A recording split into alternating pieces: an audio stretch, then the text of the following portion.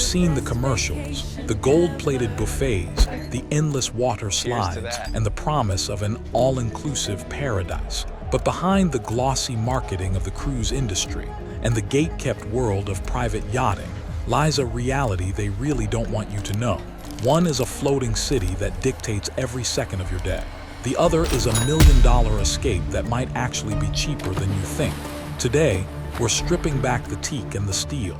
We're comparing the hidden costs, the secret itineraries, and the germ factor that the big lines hope you'll ignore. Before we dive into the math that proves a private yacht can actually beat a cruise price tag, hit that like button if you'd rather be on the water right now. It helps the algorithm find more travelers like you. Section 2.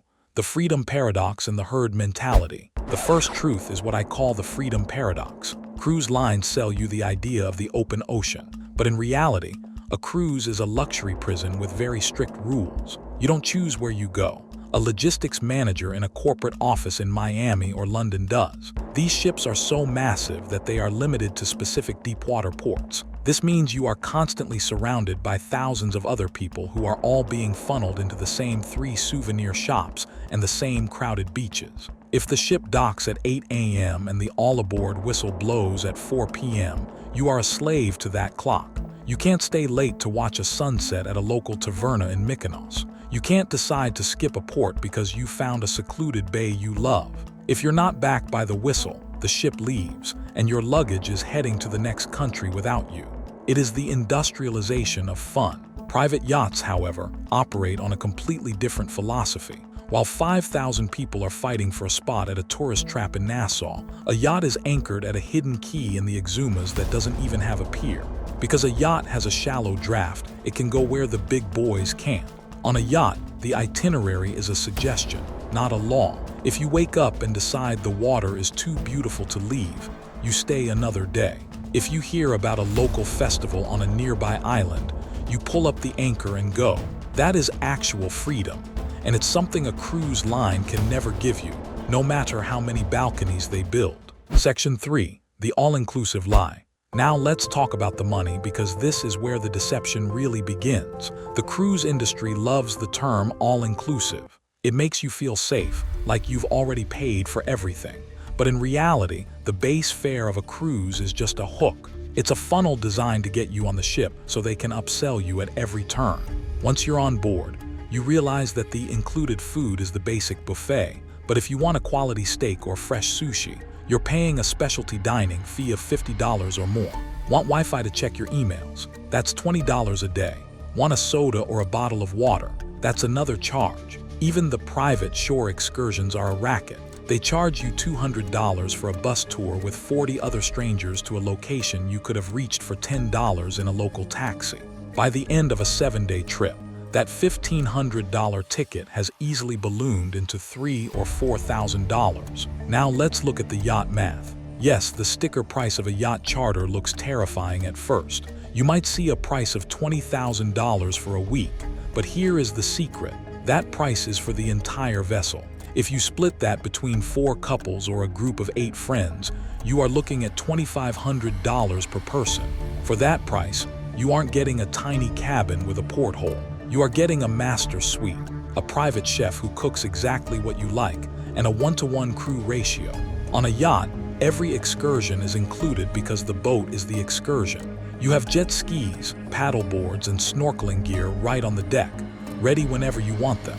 When you compare a high-end cruise suite to a shared private yacht, the yacht often wins on value alone. Section 4. The crowd and the cleanliness. If you're finding this breakdown useful so far, make sure to subscribe and turn on notifications. We drop deep dive videos into the world of luxury, finance, and travel every single week. You definitely don't want to miss our upcoming episode where we look at the world's most expensive shadow yachts, the massive support vessels that carry the toys for the world's billionaires. Now, let's address the elephant in the room, the gross factor.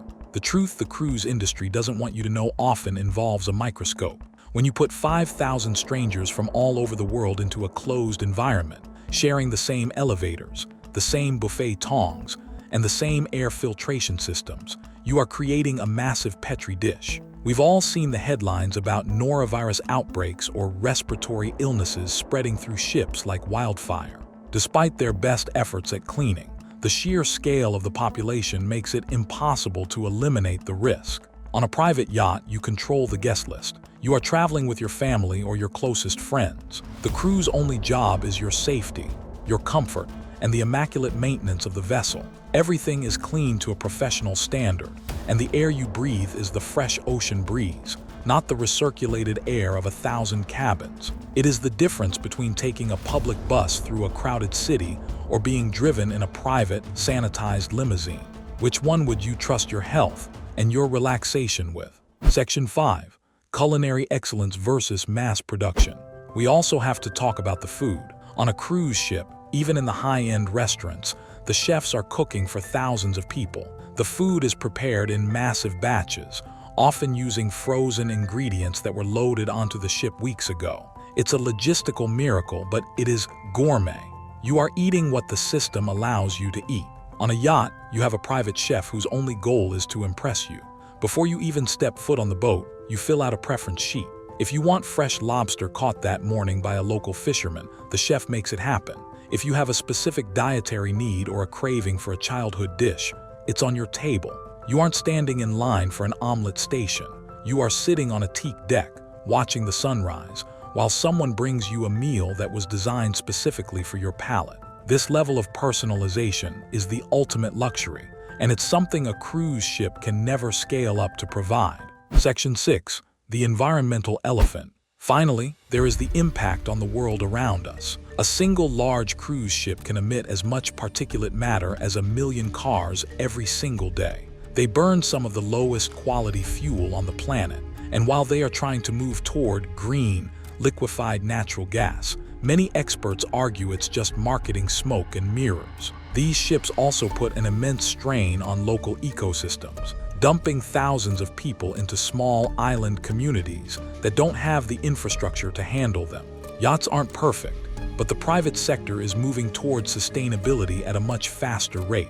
We are seeing a massive surge in hybrid electric propulsion, solar-powered catamarans, and advanced waste management systems. Because a yacht is smaller, its footprint is naturally lower, and its impact on the local economy is often more positive, as yacht travelers tend to spend more at local boutique businesses rather than at corporate-owned port shops. Section 7. The verdict. So what is the final verdict? If you love the energy of a city, if you want Broadway-style shows, massive casinos, and the chance to meet hundreds of new people, then a cruise is probably the right choice for you. There is nothing wrong with enjoying the spectacle of a modern megaship. But if you want the truth, that real luxury is defined by your ability to control your own time, your own space, and your own experiences, then the yacht wins every single time. When you break down the hidden costs of the cruise upsell and compare it to the total cost of a shared charter, the gap between the two is smaller than it has ever been. I want to hear from you. Have you ever done the math on a private charter, or are you a die-hard cruiser who loves the big ship vibe? Comment Team Yacht or Team Cruise below and let me know why. I'll be jumping into the comments to see your thoughts. Don't forget to check the description for a detailed breakdown of the costs we mentioned today, and I'll see you in the next one.